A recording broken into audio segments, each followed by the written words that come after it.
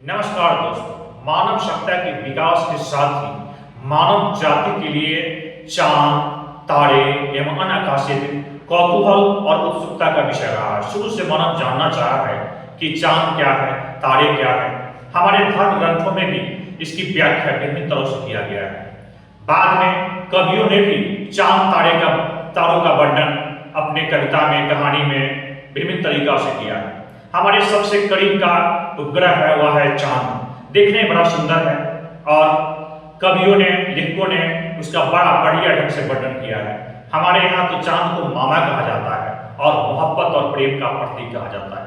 लेकिन विज्ञान इसके जानने के लिए बराबर अपना खोज जारी रखा और प्राचीन काल में ब्राह्मणी, आर्यभट्ट, अरस्तु जैसे विद्वान हुए जो बहुत कुछ चांद के बारे में खोजा और लोगों को बताया।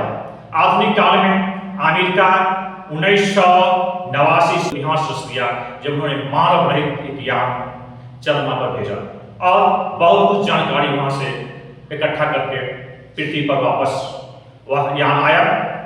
इसके बाद पूरी दुनिया में एक होड़ मची कि चंद्रमा पर जाना है और चंद्रयान मिशन की पूरी तैयारी दुनिया के बहुत सारे देशों ने शुरू कर दिया। इसमें रूस, चीन और जापान ये सब शामिल हैं। भारत ने भी इस कार्यक्रम से अपने आप को अछूता न रख सका और 22 अक्टूबर 2008 को चंद्रयान मिशन चंद्रमा पर भेजा गया। यह मिशन सफल रहा।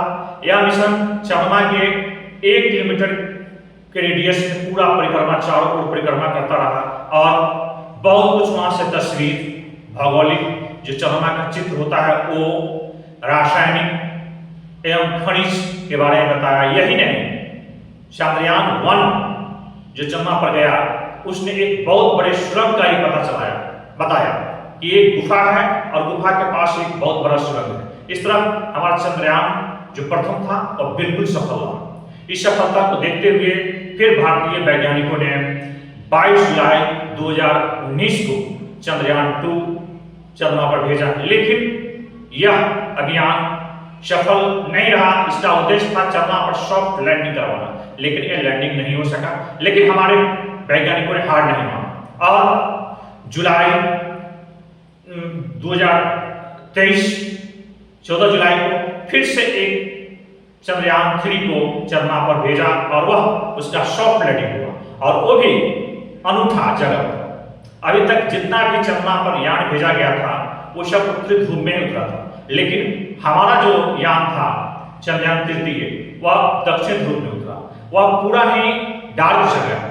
वहां पर कोई यान उतारने वाला भारत पहला देश है और हमारा लैंडर जो विक्रम है और रोवर प्रज्ञान, वह दोनों बहुत बढ़िया ढंग से वहां से काम कर रहा है और बहुत सारा चित्र, बहुत सारी जानकारी भेज रहा है। इससे उत्साहित हमारे वैज्ञानिकों ने चंद्रयान 4 भेजने की पूरी तैयारी कर लिया है और भारत सरकार की इसकी मंजूरी ही मिल गई है। इसी तरह हमारा अभियान सफल रहा तो वह दिन दूर नहीं जब हम चंद्रमा पर मानव को ही भेजेंगे और जो दुनिया के देशों की यह तमन्ना है कि हम चंद्रमा पर मानव बस्ती बसाए, तो भारत भी एक दिन वहां पर मानव बस्ती बसाएगा। Thank you.